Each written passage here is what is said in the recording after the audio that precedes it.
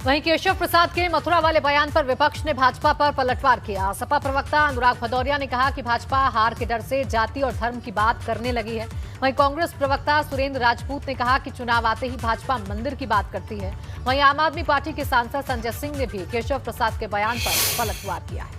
हमने पहले ही कहा था, जब उत्तर प्रदेश में भारतीय जनता पार्टी को हार का डर सताने लगेगा तो जनता के असली मुद्दों से ध्यान भटकाने के लिए वो जाति धर्म की राजनीति शुरू कर देगी। अब वही उन्होंने शुरू किया है, जाति धर्म की राजनीति को जोड़ देना चाहते हैं। लेकिन उत्तर प्रदेश की जनता भूली नहीं है कि किस तरह की महंगाई है, किस तरह की बेरोजगारी है, किस तरह से महिलाओं पे अत्याचार बढ़ा है, किसानों किस तरह से यहाँ पे रौंदा गया है और किस तरह से कोविड काल में यहाँ लोगों की मौतें हुई हैं। इसलिए उत्तर प्रदेश में 2022 में 22 साइकिल की सरकार होगी और भारतीय जनता पार्टी की विदाई तय होगी। सुप्रीम कोर्ट के आदेश से अयोध्या के भव्य राम मंदिर निर्माण का सभी लोगों ने स्वागत किया, लेकिन चुनाव आते आते भारतीय जनता पार्टी के लोग अपने हार की डर की बौखलाहट में कुछ इस तरीके से हो गए हैं कि कुछ भी कहते जा रहे हैं। मौर्य जी, मानसिक संतुलन बना के रखिए और लोगों को बताइए कि 70 लाख रोजगार कहाँ है।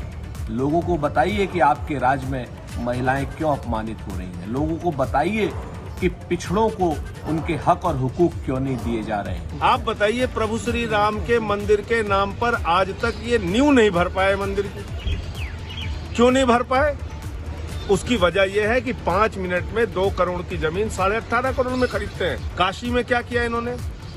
जाके वहां संतों से, महात्माओं से, वहां के स्थानीय लोगों से पूछिए। वहीं केशव प्रसाद के मथुरा वाले बयान पर बसपा महासचिव सतीश चंद्र मिश्रा ने कहा कि ये इनकी ध्रुवीकरण की रणनीति का हिस्सा है। देखिए, इनके पास कुछ काम तो है नहीं। अब वो चुनाव आ गया तो फिर से वही सब बातें करने लगे, घिसी पिटी पॉइंट, घिसी पिटी बातों को लेकर के समझते हैं कि हम कुछ ध्रुवीकरण कर लेंगे। बहुत बड़ी गलतफहमी में है केशव प्रसाद मौर्य जी। अब जो है यहाँ की जनता इनका असली चेहरा, इनका असली मकसद अच्छी तरह से जान चुकी है, पहचान चुकी है। इनका मुखौटा उसने हटा करके और चेहरा देख लिया है। तो अब की बार इनकी जो उम्मीद है कि शायद इस तरह की बातें करने से कोई ध्रुवीकरण हो जाएगा, बहुत बड़ी गलतफहमी।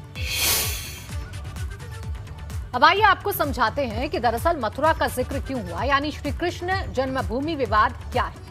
मान्यता है कि भगवान श्री कृष्ण का यहाँ जन्म हुआ था।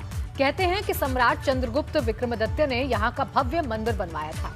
माना यह जाता है कि महमूद गजनवी ने 1017वीं में मंदिर को नुकसान पहुंचाया। 1150वीं में राजा विजयपाल देव ने फिर मंदिर बनवाया। दावा ये किया जाता है कि 16वीं शताब्दी में भी मंदिर तोड़ा गया। ओरछा के राजा वीर सिंह बुंदेला ने फिर श्री कृष्ण का मंदिर बनवाया। कहा जाता है कि 1669 में औरंगजेब ने मंदिर को फिर तुड़वा दिया। इसी के एक हिस्से में ईदगाह का निर्माण करवाया गया। हिंदू संगठनों का दावा है कि ईदगाह की जमीन के नीचे श्री कृष्ण जन्मभूमि है।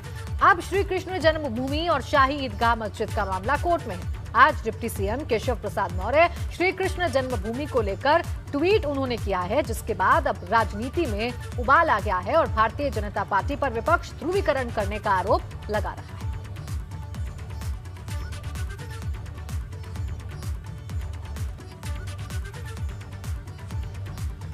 तो आपको बता दें कि श्री कृष्ण जन्मभूमि का विवाद जो है फिलहाल कोर्ट में है, लेकिन एक ट्वीट केशव प्रसाद मौर्य का मथुरा पर आता है, जिसके बाद अब उत्तर प्रदेश की जो राजनीति है उसमें वार पलटवार शुरू हो गया है। विपक्ष के निशाने पर भारतीय जनता पार्टी है और सीधे तौर पर विपक्ष ये आरोप लगा रहा है कि आने वाले चुनावों में विकास के मुद्दों को गौण करने के लिए ध्रुवीकरण की रणनीति अपनाई जा रही है और कहीं न कहीं प्रदेश की जनता को बरगलाने की कोशिश की जा रही है। तो वहीं भारतीय जनता पार्टी का ये दावा है कि ये जनमत, ये जनभावनाओं का मुद्दा है।